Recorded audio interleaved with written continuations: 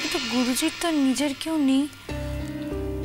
উনি আমাকে বলেছেন ওনার আপন কেউ নেই। হয়তো খোঁজ পেয়েছেন কারোর। ও আচ্ছা মেঘলা, তুমি যে আঙ্কেলের উপর এভাবে অভিমান করছো, তুমি তো জানো উনি কতটা ব্যস্ত থাকেন।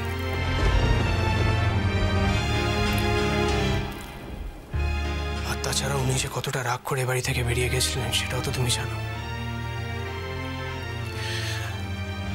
আর দোষটা তো আমারই ছিল বলো। তারপরেও তো আমরা একবারের জন্য ওনাকে ফোন করিনি, ওনার সঙ্গে গিয়ে দেখা করিনি। আর আমি কিন্তু জানি মেঘলা, তুমি আঙ্কেলকে কতটা ভালোবাসো। ওনাকে দেখতে যে তোমারও ইচ্ছে করে সেটা আমি জানি। তুমি ভুল জানো। ভুল জানি? আমার তো এখন এই বাড়িতে থাকতে ইচ্ছে করে, শ্রীপুর যেতে ইচ্ছেই করে না। তোমার অভিমান হয়েছে বলে তুমি যদি এই কথাগুলো বলে থাকো তাহলে ব্যাপারটা আলাদা। তবু আমি তোমাকে একটা রিকোয়েস্ট করি মেঘলা, এভাবে এই কথাগুলো বলো না। এই কথাগুলো কিন্তু আমার তোমার মুখে শুনতে ভালো লাগছে না মেঘলা। বলবোই তো, কেন বলবো না? আমাকে যদি কেউ বলতে পারে তাহলে আমিও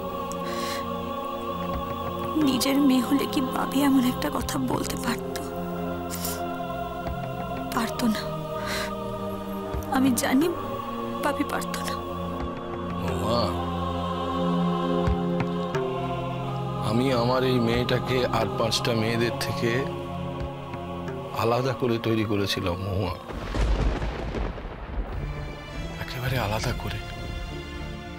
ভেবেছিলাম বুঝি সেটাই ঘটেছে।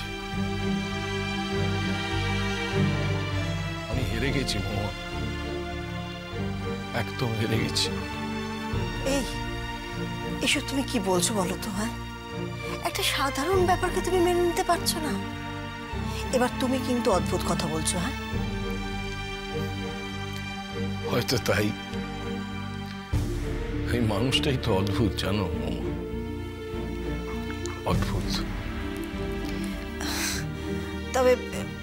তবে এটাও ঠিক যে একটা দিনের জন্য ও এখানে আসতে পারতো। একটা দিনের জন্য আসলে কেমন হতো?